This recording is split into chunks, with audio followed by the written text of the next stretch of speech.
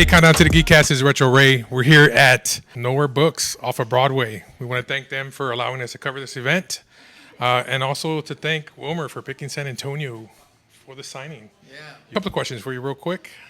So one, this book is awesome. What do you want people to take away from this book when they read it? Well, I hope that the book speaks to our culture, to Latino culture. But I also hope that it invites every other culture and anyone who somehow in this moment feels separated from understanding how much alike we are when it comes to the values and what we actually want for this country. Yeah.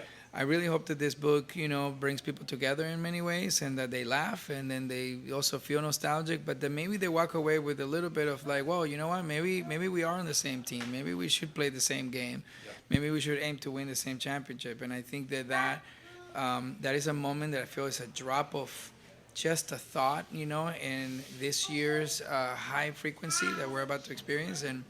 And I really hope that people just enjoy it, at the end of the day, no agenda, no anything, just a story of an immigrant that, whose subliminal, metaphorical blueprint of his story really matches everyone else's.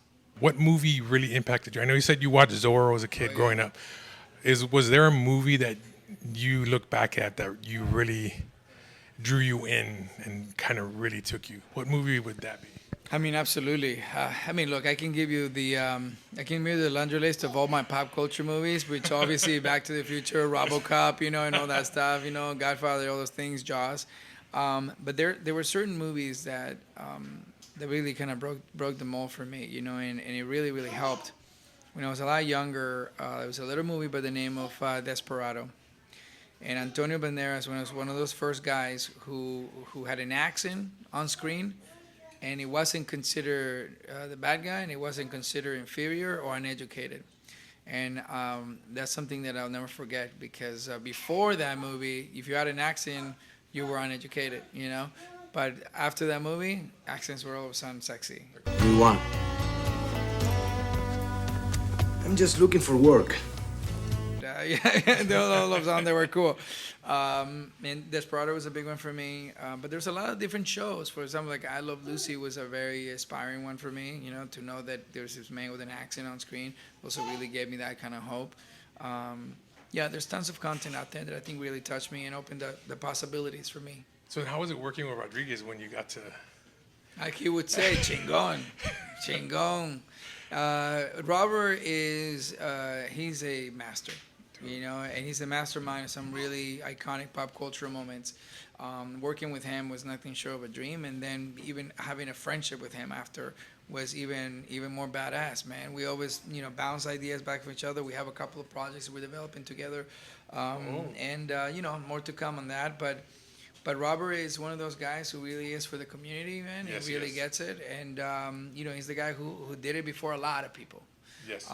So he was a beacon to follow and inspiration for me as a director as well, since I'm a director too. But he's a guy who opened the door for so many possibilities. And he's definitely someone I respect so much. And, you do an extension saga or From Dusk Till Dawn, I mean, you're going to be covered in blood and gunpowder the whole time. So that makes it also really fun. Yeah, he gives back to San Antonio. He always uses San Antonio as backgrounds. Austin, he's from here, so it's kind of cool that he doesn't forget where he came from. Yeah, he's got family here. Yeah. And 2 questions, NCI questions. Is there any chance we get to see you and Tony and Ziva's crossover? I know you can't say anything. It's just... I don't know. I mean, I could confirm that. I don't think it's gonna happen this year. If it does happen, we're deep into production on this season of NCIS. I think we're in episode 7 already. Wow. Yeah, so we premiere October 14. Yes. And I think that the trailer just dropped right now for Yes, it season did. 22, and it looks pretty good. Yes. It looks pretty good. Last season's trailer was cool. This one's pretty good. So I'm pretty excited to see. And we're gonna lean a little bit more in humor, but the things are gonna get pretty serious too. Nice.